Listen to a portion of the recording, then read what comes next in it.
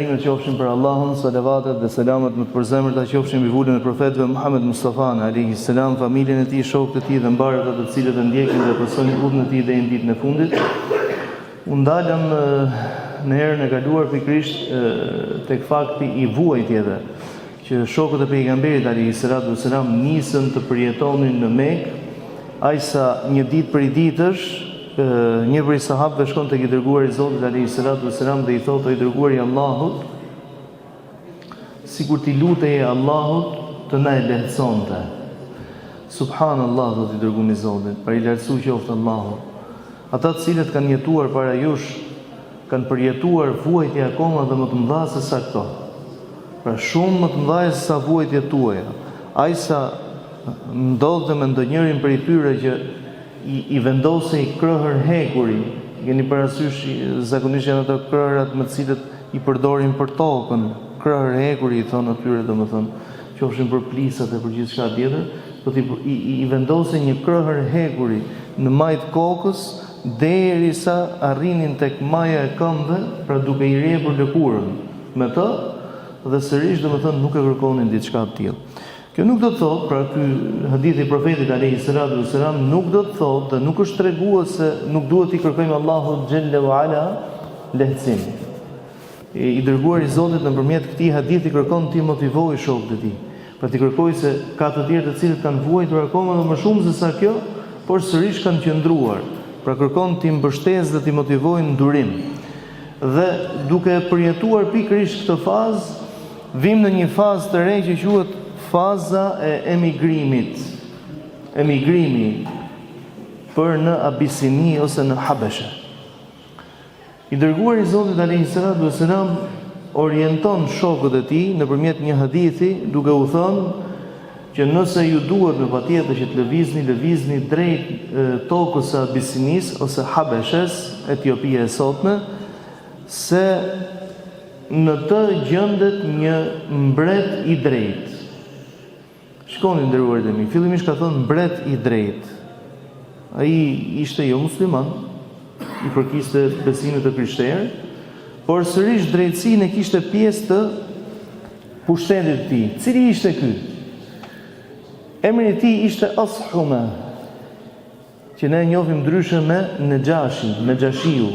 Nejashiu është titull, pra ashtu sikur se themi domethënë faraoni është titull, Kisra është titull, Cezari është titull, perëndor të ndryshëm, sultan është titull. Edhe Nejashi është titull, pra që nënkuptonte mbretin, ndërsa emri i këtij mbreti pra ishte Ashume ibn Abhur an-Nejashi. Ashume si e kishte fillimin e tij. Pra sepse jeta profetike na tregon se duhet të jemi të tillë. Pra jo më kot i dërguari i Zotit i ka orientuar shokët e tij që të shkonin pikërisht në këtë vend. Ashume ishte djalë mbreti, pra babai i tij ishte mbret. Mirë, po duke i bërë një atentat xhaxhai ose vllai, domethënë i bën një atentat mbretit për t'i marrë fronin, dhe Nejashiu, që ishte në moshë të vogël, Ashume, pra ishte në moshë shumë vogël, thuhet 10 ose 11 vjeç, nuk u mjaftua me kaq që i merr pushtetin, domethënë i vret babën dhe i merr pushtetin, por e shet si sklav, si rob. Deshi i madh i Zot që jo shumë vonë, pra kjo është shpërblimi i tafmas, i lakmis, që nuk le ti përjetojsh të mirat për cilat ke sakrifikuar gjithçka gjatë. Deshi i madh i Zot që shumë shpejt ai preket nga një smundje për të cilës vdes. Pushtetin dhe marri një prej djemve të tij. Djemët i kishte domethënë allfare. Pra ishin tarallak me atë shprehjen tonë kështu popullore. Dhe filluan dhe bën pushtetin rrushë kumlla.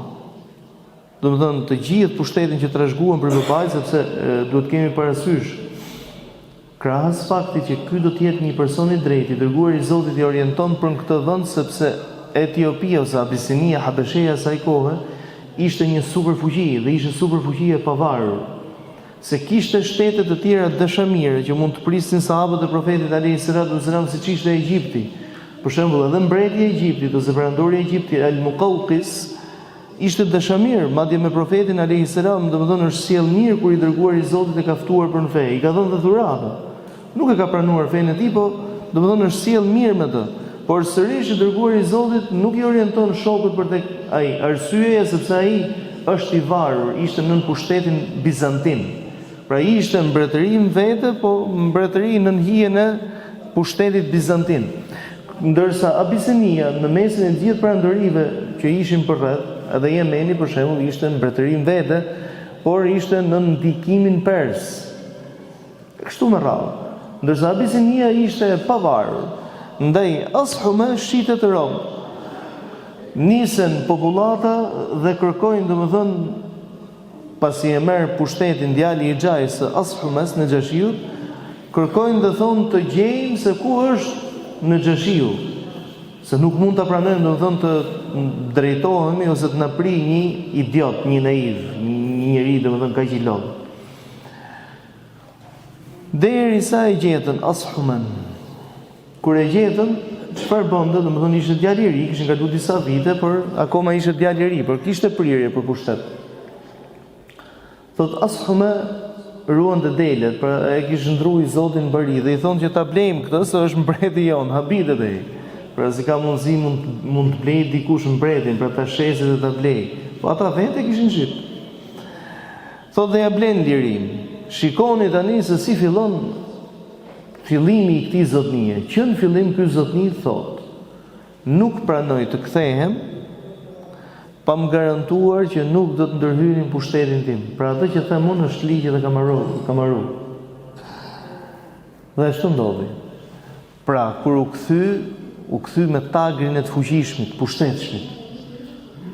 Njerëzit domethënë lakmojnë shumë. Të shohin zemër mirë, lakmojnë shumë. Një çast kur i tregon vendin se kush je ti apo se ku duhet të jetë ai tjetri, bëhesh i keq për ta. Ndërsa Ashume që në fillim më thot, doni të vi, kam kushtet e mia. I thonë dakord, leqe peqe dhe shtroi pushtetin. Vim pikërisht në kohën e pejgamberit alayhis salam kur i dërguar i Zotit pra i orienton shokët e tij dhe u thot, atje është një mbret që nuk lejon pa drejtësi në tokën e vet. Përse? Sepse ky e ka përjetuar pa drejtësinë. Zakonisht dhe natyrshëm është një njeriu i vuajtur, është i mëshirshëm me të vuajturit, ose duhet të jetë i mëshirshëm me të vuajturit. Ai që ka përjetuar varfëri, me të varfrit është i ndjeshëm. Ai i cili ka përjetuar pa drejtësi, duhet të jetë i drejtë, pra duhet punojë për drejtësinë. Ndërkohë që ndodh shpesh edhe kundërta. Ai i cili ka qenë i shtypur, me ju dhon mundësia të shtyp. Ai i cili ka përjetuar varfërinë, me ju dhon mundësia të rjep. Po kush është ai që e bën këtë? Është ai që është i pafej. Se nuk ka gjë që të mund ta ndalojë. Ndërsa personi i cili është i lidh me Zotin, edhe nëse në mënyrë të gabuar, si në rastin konkret që po themi ne për në Xhashiu, ai e posedon virtytin e mëshirës dhe të drejtësisë, pra nuk don që ato që ka përjetuar ai ta përjetojnë të tjerë. Nisën pikërisht në vitin e 5 të profecisë, 14 vetë. 10 burra dhe 4 gra. Dhe ata që ikën, se këtu qëndron, domethënë dhe bukuria e gjithë këtij udhëtimi ose emigrimi, se ata që ikën, shumica prej tyre ishin nga paria e Mekës. Pra nuk ikën ata që ishin të shtypurit. Profeti alayhis salam nuk urdhëroi që të largohen të shtypurit. Por u tha të organizohen dhe të largohen pikërisht ta. Arsyeja. Profeti alayhis salam don të ruajë davetin, jo thjesht njeriu, se ishte kollaj me hik gjithë prej Mekës, dhe me lënë terrenin e lirë. Nuk është një emigrim si pasojë vetëm e dobësisë, jo. Por është një emigrim që e ka vizionin e qartë nga ana e dërguarit të Zotit. Po u thot me vepër, shkoni, vendosuni, instaloni atje, forconi atje, shkoni ju që jeni pari, në mënyrë që kur të nevojitet me ardhë dhe këta të tjerët le të vinë, dhe ju do të punoni për fenë e Allahut atje. Dhe ashtu ndodhi. Ata punon për fenë e Zotit. Ata nuk shkuan për një pjesë kohë dhe gjithçka përfundoi. Kanë jetuar, domethënë, një pjesë e mirë prej tyre kanë jetuar në Abisini ose në Etiopi në këtë emigrim 15 vite. Pra janë përgjigjur pejgamberit ose janë bashkuar pejgamberit alayhi salatu wasalam pas marrëveshjes së Hudejbijes, rreth 15 vite më vonë. Emigruan me këtë grup e kryesoi Uthman ibn Mad'un, el-Jumahi quhej sahabiu i nderuar. Edhe ky nga prijtarët e Mekës, domethënë njëri me goxha pozit. Ndër ata të cilët ishin pjesë e kësaj 14-shës, ishte edhe Uthman ibn Affani, bashkë me gruan e tij, vajzën e pejgamberit alayhi salatu wasalam, Ruqayyen. Në mesin e tyre ishte edhe Abdurrahman ibn Aufi. Në mesin e tyre ishte edhe Zubair ibn al-Awami. Në mesin e tyre ishte edhe Ja'far ibn Abi Talib. Të gjithë këta ishin njerëz fisshëm. Nuk ishin ata të shtypurit e Mekës. Edhe Mus'ab ibn Umair. Dhe emigruan drejt Abisinis. Normalisht që gjithse i cili dolin vete dhe lanë një vend se ku do bashkohenin. Me të mbritur në Abisini, nuk zjati shumë dhe u vjen një lajm se Mekasit ose i dhujtarët e Mekës në pas kanë pranuar Islamin. Është një ndodhi që ka dhe ajo pikpyetjet e veta, domethënë që profeti alayhi salatu wasalam duke lexuar nga surja Najm, vjen një çast ku Zoti urdhëron për sejdë dhe mushrikinët i dhujtarët kanë bërë dhe ata sejdë, po ata faktikisht kanë bërë sejdë sa të përmendet Lat dhe Uzza, dy idhujt e Mekës, edhe pse përmenden për nënçmim nga ana e Zotit aty, por sërish kanë bërë sejdë dhe mbriti ky lajm. Kjo bëri që të organizoheshin për të kthyer, se thanë u bën musliman gjithë tani në Mekë. Mirë, po sërish qëndronte ajo frika. Kështu që para se me hyn Mekë, tha le të organizohemi dhe të shohim sa i vërtetë është lajmi. Pra kishin ardhur tashmë. Kishin mbritur në portat e Mekës. Me të mbritur në portat e Mekës e vërtetojnë që nuk është i vërtet lajmi. Pra ata vazhdojnë i dhujtarinë e tyre. Kështu që grupi që ishin të shtypur ose nuk kishin forcën e këtyre të fisshëmve u larguan dhe një herë tjetër, ndërsa të tjerë me krye Uthman ibn Affanin radhiyallahu anhu, Mus'ab ibn Umair, Zubair ibn al-Awam, depërtuan dhe një herë tjetër në Mekë, por gjithmonë domethënë në mbesën e fisëve të tyre, sepse hyn publikisht. Mekka ishte e vogël, nuk është se ishte një vend ku ti mund të fshiheshe. Ndërhyn fiset e tyre dhe u rikthyen dhe një herë tjetër. U rikthyen për të organizuar, nuk u rikthyen për të instaluar aty, sepse në një kohë shumë të shkurtër tashmë kemi emigrimin e dytë. Emigrimi i dytë rreth Habeshës është i përbërë nga 82 ose 84 burra dhe 10 ose 12 femra. Tashmë është një grup goxha i konsiderueshëm. Largohen dhe këta. Me largimin e këtyre të dytëve, pra Zoti me madhnitë vet ka urtësinë e tij në çdo gjë. Ndaj të thotë në Kur'anin e tij famlar, asa an takrahu shay'an wa huwa khairul lakum wa asa an tuhibbu shay'an wa huwa sharrul lakum wallahu ya'lamu wa antum la ta'lamun. Mund ta urreni diçka por të jetë në të mirën tuaj. Pra, të ndodh diçka dhe pikëllohesh sepse ndodhi. Mirë, po me kalimin e kohës vërtetohet që është në të mirën tënde. Mund ta dëshironi diçka, ta doni me shpirt, me mishë me shpirt, e du këtë gjë. Mirë, po nuk t'jepet ajo dhe t'jetë në dëmin tuaj, Allahu e din dhe ju nuk e dini. Me këtë duhet pajtohet besimtari. Besimtari me çdo gjë që i ndodh në jetë duhet të pajtohet, se durim o vëllezërit e mi do të bëjmë. Se nuk ke nga t'jam bashim mos bësh durim. Po të pajtohesh me atë që të ndodh. Për këtë thot Imam Ibn al-Jauzi, thot, kjo është grada më e lartë e besimtarit, që ti pajtohesh me caktimin e Allahut, me kaderin e Allahut. Emigron grupi i dytë. Tashmë ata të cilët do të jenë në Habeshën e Abisini do të jenë mbi 100 vetë që gjenden atje. Kjo ngjall një shqetësim shumë të madh për kurejshitët. Thash, nuk ishte thjesht një emigrim se të gjejmë një vend ku mund të adhurojmë Allahun lirshëm. Pra, ka plot vende dhe këtu ne marrim dhe mësimin që emigrimi duhet jetë emigrim feje, se ka shumë të cilët kanë emigruar dhe nga vendi jonë, kanë emigruar për arsye ekonomike. Ekonominë kanë rregulluar me kalimin e kohës, por në kurriz të diçka e tjetër, në kurriz të familjes, në kurriz të fesë Allahut, ndaj duhet me qenë shumë të kujdesshëm. Edhe kur të shkosh për të rregulluar ekonominë, duhet të shkosh ta rregullosh ekonominë, ose të mendosh ta rregullosh ekonominë aty ku nuk të ndalohet feja e Allahut, aty ku nuk ndihesh i përçmuar, aty ku nuk ndihesh i përsekutuar, aty ku të paktën thonë ju keni fen tuaj dhe ne kemi fen ton, askush nuk sulmon. Dhe kur e shitet ndihen tashmon siklet. Ndaj dhe vendosin të marrin një hap, sepse ishte hall i madh. Muslimanët atje nuk është se kishin gjetë një vend ku më u fsheh dhe fshihenin aty. Muslimanët atje kishin filluar, domethënë, jo vetëm që e praktikonin hap të fenë e tyre, por dhe i ftonin të tjerë për në fenë e Allahut subhanahu wa taala. Ndaj dhe në një grup të kryesuar nga Amr ibn al-As radhiyallahu anhu, vendosën ta çojnë ta dërgojnë tek Nexhashiu. Nexhashiu të cilin e përmendëm pra ashuma. Arabët e vlerësonin shumë perandorinë abisinase të Nexhashiut. Për shumë arsye, para herë sepse ishte një shtet i fuqishëm, ishte një shtet i pavarur, se s'kishte të përbashkët me arabët. Arabët ishin një dhujtar, ndërsa ata ishin besimtar të besimit të krishterë, ishin diçka tjetër. Pra nuk është se i bashkonte feja me arabët. Arabët ishin, domethënë, jo vetëm të pa fe, po ishin kapi fe, lëshoj fe. Pra hajtë se duhet me gjetë një fe. Një ashtu ishin arabët.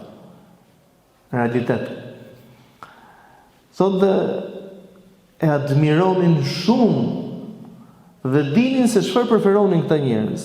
Kështu që duke bartur shumë dhurata me vete, Amr ibn al-As, që kryesonte këtë grup, shkon të përfaqëson këtë delegacion duke depërtuar tek vetë Nexhashiu, ndërhyn tek Nexhashiu. I tregon dhuratat që i kishte sjell, kënaqet Nexhashiu, dhe kur bëhet fjalë ke kjo kënaqja e njeriu nuk ndodh me çfarë ka. E ke parasysh domethënë që ti fton një person që ai të mbulon ty në parë, po nuk është parja ajo që sjell lumturinë. Dhe shkoi dhuroi të një diçka nga ajo që ti ke. Ai kënaqet pa mas me ta. Kënaqet pa mas me ta. Arsyeja nuk është puna se ai nuk ka atë që ti po i ofron, jo. Por sepse është ajo fjala që e përdorin arabët dhe thotë ai i cili më dhuron një kock, unë për të jam mëdhështor, pra më ka vlerësuar. Për çfarë vlen një kock ka asgjë.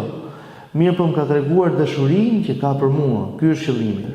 Dhe ashuma pra nuk ishte nevojë për dhuratat që mund t'i sillte Amr ibn al-As. Po ishte vlerësimi.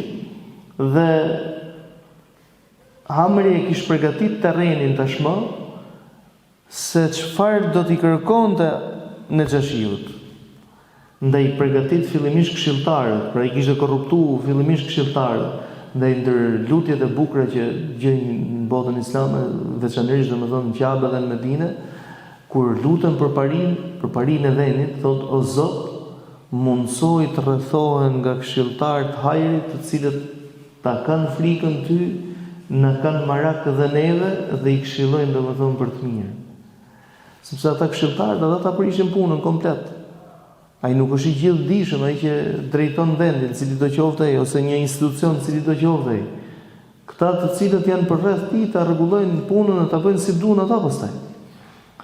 Dhe duke i korruptuar nëpërmjet dhuratave, domethënë këta i tregon se ajo që kërkon prej Nexhashiut është një gjë e vogël. Një grup mekasish thotë janë arratisur ose ja kanë mbathur nga familjet e tyre dhe ne kemi ardhur si përfaqësues të familjarëve të tyre për t'i rikthyer edhe një herë ngjirin e familjes. Gjë e lehtë, si i themi ne, punë të mërshme, ç'm duhet më ndërhyj aty. Dhe domethënë do të ishte shumë normale, askush nuk do ta kritikonte Nexhashiun nëse do i kthente këta njerëz në vendlindjen e tyre. Do thonë që këto janë problematika të brendshme, nuk duhen më. Deri në ditë Nexhashiu nuk kishte dëgjuar për këta. Sështë nuk kishte punë tjetër vetëm se me dëgju se kush erdhi dhe kush iku. Ndaj kur ja propozojnë Nexhashiut, pra nisin këshilltarët dhe ja stimulojnë muhabetin në atë formë, pra ja organizojnë në atë formë sa Nexhashiu vetëm t'i dhe i vulën, pra t'i dhe i vulën dhe këta t'i marrin dëshim me pranga dhe asgjë. Çfarë thot Nexhashiu? Jo vallahi thot. Allahu, Zoti, nuk më ka marrë shtet mua kur ma ktheu pushtetin që më patën ngrabit. Kur i kthym dhe herë ke fillimi, që u kushtëzoi atyre domethënë që unë kthehem me marr pushtetin, por ju do veproni me fjalët e mia, nuk duhet të diskutoni. Jo vallahi tha, Allahu nuk më ka kërkuar rishfet për ta rikthyer pushtetin tim. Ndaj nuk lejoj t'i bëj padrejtësi askujt. Thot mi thrisni këta njerëz dhe duhet t'i dëgjoj me fjalët me veshët e mi. Dhe shkoi një grup prej muslimanëve të atij vendi, domethënë me nkrye Xhafar ibn Abi Talib. Pyet Amrin se si qëndron puna dhe përgjigjet Amri domethënë dhe pyet Xhafar ibn Abi Talib. Thot kush është diferenca se kush është mos pajtimi që ju keni me popullin e juaj. Thot o ti mbret, ne ishim një popull që i forti e hante doptin e shtypte, i fisshmi e myste dhe që ishi jo i fishëm. Fjala ishte vetëm e forcës dhe askujt tjetër. Nuk kishim fe, nuk njihnim të drejta, derisa arriti puna thot deri dhe aty, sa dhe vajzët e veta, pra kur dikujt i lindte vajzë nga turpi që i ka lind vajzët, e mbysë ose e varroste të gjallë. Derisa Allahu zgjodhi nga mesi jon, pra na dërgoi një person nga mesi jon, jo të panjohur, por nga mesi jon, i cili na e përcolli mesazhin e Allahut, na ftoi në adhurimin e një Zotit vetëm, na ftoi në të kapurit fort pas farefisit respektimin e lidhjeve të gjakut, respektimin e drejtave të krijesave të Zotit. Pasi i dëgjoi këto fjalë, u prek Nexhashiu. Dhe ja vallahi, nuk u adërzoi kurrë. Dhe i tregoi dhe arsyen që profeti alayhis salam ka folur domethënë për Nexhashiun, duke thënë që në ato gjendet një mbret që nuk lejon t'i bëhet padrejtësi askujt. Nuk e zhgënjej thot besimin e askujt që më ka besuar mua dhe ta çoj dëm. Amr ibn al-As ka qenë vigjilent i madh radhiyallahu anhu, politikan i madh. Politikani zakonisht është ai i cili din me të bëj dredha, pra me ju përshtat situatës. Dhe Amri i tillë ishte radhiyallahu anhu. Thot nesër thot e gjeta zgjidhjen se me çfarë do t'i kthej kundra Nexhashiu në këtyre njerëzve. Shkon tek Nexhashiu në ditën e dytë dhe i thotë o mbret i drejtë. A e din ti se çfarë thon këto? Pra thriti dhe një herë. A e din ti thotë se çfarë thon këto për Mariemen? Në Isait alayhis salam. Këtu të nduhet domethënë Nexhashiu. Sepse i përkiste besimit krishterë, ku shejtëria e Mariemës domethënë ishte jashtëzakonisht e madhe. E Isai po ashtu. Dhe aty merr përsipër të flas pikërisht sahabiu i nderuar Xhafar ibn Abi Talib. Thot çfarë thoni ju për Mariemen? Thot dhe lexoj nga surja Maryam, në Kur'anin famlar domethënë kemi surën Maryam, kemi sure për Mariemen. Është e vetmja sure me emër jo profetësh. Është e vetmja sure që domethënë ka emërtimin njerëzor dhe nuk është profet. Pra ke surja Yunus, surja Yusuf e tjerë, por kanë qenë profet. Ndërsa kjo është vetëm një sure që personazhi në fjalë nuk ka qenë profet. Dhe lexon pikërisht nga kjo sure. Pasi e dëgjon në Xhashiu, nis dhe i lotën syt. Thotë vallahi, ajo që ky lexon, domethënë, sipas përkthimit, sepse në Xhashiu, domethënë, Abisinia nuk flisnin arabisht, Pra kjo ishte një arsye akoma dhe më e fortë që për të thënë që pse profeti alayhis salam i çoi në një vend huaj, ndërkohë që nuk flisnin as arabisht. Thotë vallahi, kjo që ky lexoi ose thot dhe ajo që libri jon përmban nuk ka diferencë të bëri një vizë në tokë me shkopin që kishte, vetëm se si kjo vizë ka ndonjë diferencë tjetër. Thotë ndërkohë që urdhëroi që Amrit ktheheni të gjitha dhuratat mbrapsh. Dhe thot, vallahi, nuk pranoj, jo vetëm që nuk pranoj t'i kthej, por shkoni ju jeni të lirë të adhuroni Zotin, të praktikoni fenë në vendin tim. Sinqeriteti i këtij njeriu, i Naxhashiut, ka bërë që ta pranonte Islamin. Naxhashiu është ai rast që profeti alayhis salam, sepse vdiq domethënë atje, që profeti alayhis salam është tubuar bashkë me shokët e tij për t'i falë namazin e xhenazes në mungesë. Ka thënë sot më ka vdek një vlla imi, edhe pse profeti alayhis salam nuk u pa kurrë me to.